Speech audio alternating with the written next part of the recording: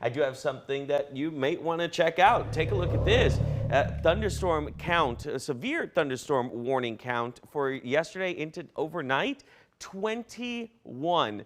I counted them. 21 different warnings were actually issued from Tuesday into Wednesday. A couple of them came in after midnight. Flash flood warnings, we got 3 of them. That just shows you what an active night it was as those storms started rolling back in.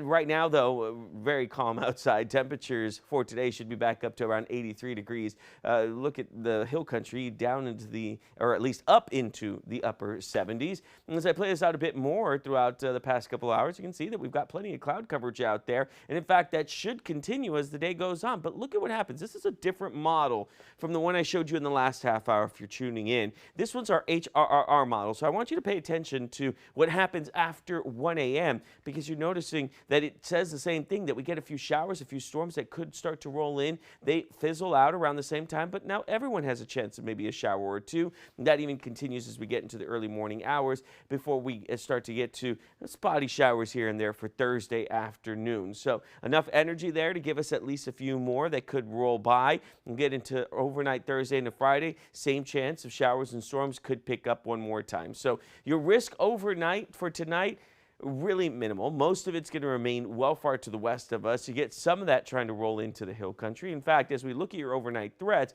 tornadoes unlikely, hail quarter-sized egg, but look at where it's at. That's way off out in Mason and Gillespie County. Wind 60 to 75 miles per hour. Again, same spot. But don't be surprised if it updates just a bit and kind of moves to the east just a tad more. Your rain coverage, though, a little bit of a roller coaster. Tonight we get some showers. We get it overnight Friday into Saturday. I mean, it's just a little up and down here, but even as we play this out, I stopped the clock here at 9 p.m. on Friday because that's roughly where we stopped with the other model, saying that we do have a chance of seeing a few showers and storms. That continues through Saturday evening. Look at that, another round of showers and storms possible. Getting into Sunday, still have rain chances continuing, and even as we get into Monday, rain chances keep going on, and that's why the main concern is going to be those flood threats, especially as we continue this chance of showers and storms continuing over and over again. So even as we look at your weekend, 83 degrees on Saturday, 83 on Sunday, we're keeping that 70% chance on there on Saturday, 60% chance on Sunday. The amount of rainfall that we could actually receive over the next 7 days,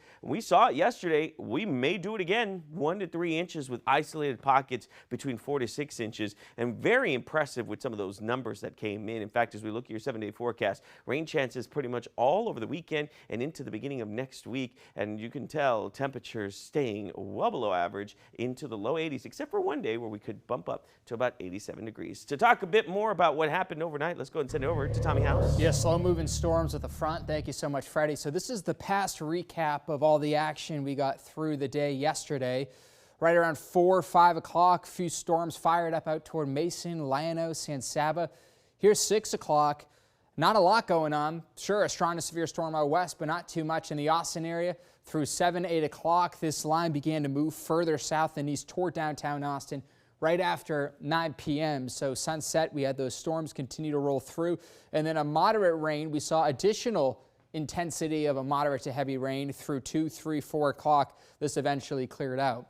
So let's talk totals real quick out in the hill country. Several counties well over an inch. Burnett 2.82 inches there.